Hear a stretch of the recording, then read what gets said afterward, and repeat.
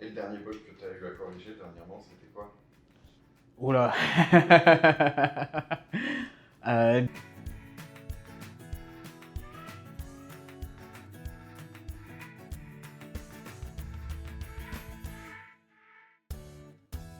je m'appelle Stéphane Coates, j'ai 37 ans, je viens de France et je travaille actuellement pour Ascenty Canada. Je suis développeur, mais dans une branche particulière, je suis dans la TMA, tierce maintenance applicative.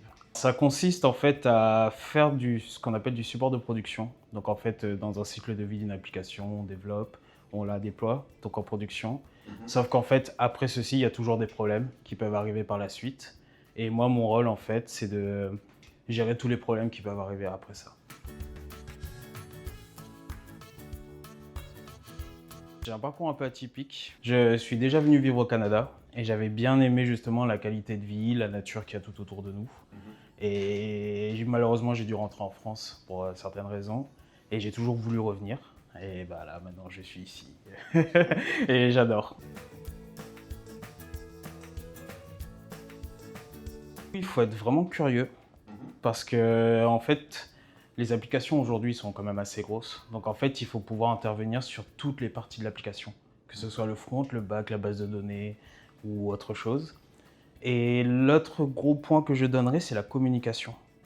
Pourquoi? Parce qu'en fait, tous les jours, on est amené à interagir avec les personnes qui ont soit développé l'endroit où ça va bugger, soit les architectes pour qu'ils nous donnent un peu une vue d'ensemble, soit avec justement les gens d'Oracle pour faire des fixes. Donc c'est les deux gros qualités qu'il faut pour ce genre de travail.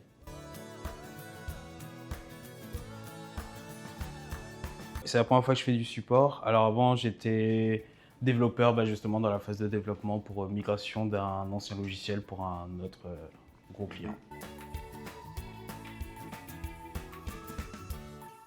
Je vois des différences. C'est qu'en gros, maintenir, c'est vraiment plus dur que développer. En fait, il faut savoir que quand on développe, on aime bien implémenter des nouvelles choses, essayer certaines choses, faire du beau code, on va dire ça comme ça, mais faire des trucs chiadés, là, on va dire ça comme ça. Et en fait, arrivé en production, on se rend compte que c'est très dur à débugger. Parce qu'en fait, nous, on fait beaucoup de travail de debug pour justement vérifier où est-ce que ça coince. Et ça peut créer beaucoup de complexité à débugger. Et c'est là que tu disais que tu es en communication avec tous ceux qui ont fait l'application. Exactement, ouais. Pour pouvoir justement avoir plus de billes. Sachant que parfois, moi je suis sur une vieille application, donc en fait les personnes ne sont déjà plus là. J'ai du code qui date de 2015, donc c'est encore d'autres façons de programmer, donc ouais c'est...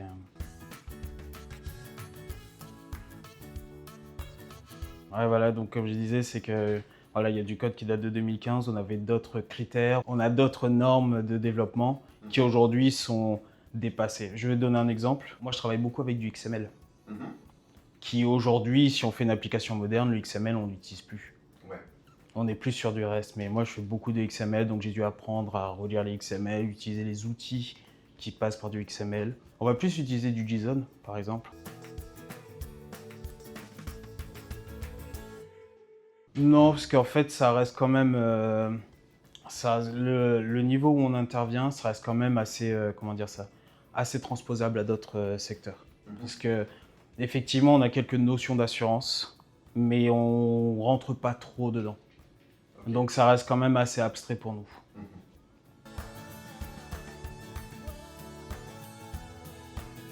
Non, du tout. J'ai jamais affaire aux utilisateurs. Il y a toujours des BA, donc des business analysts, qui eux nous remontent le problème et on communique avec eux. Okay. C'est eux qui font la passerelle entre les utilisateurs et notre côté.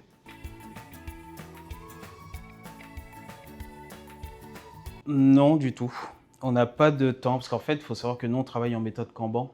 Donc en fait, tous les tickets arrivent et sont dans une liste, et donc on les prend au fur et à mesure, et on essaie de les résoudre le plus rapidement possible.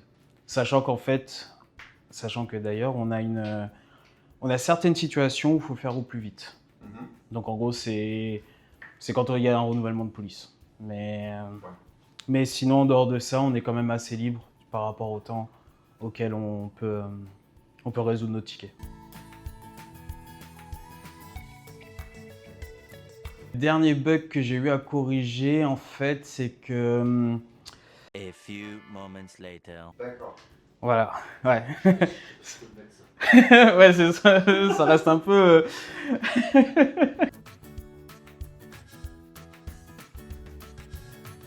Je travaille avec des gens qui sont à Vancouver et en Nouvelle-Terre-Neuve et Labrador.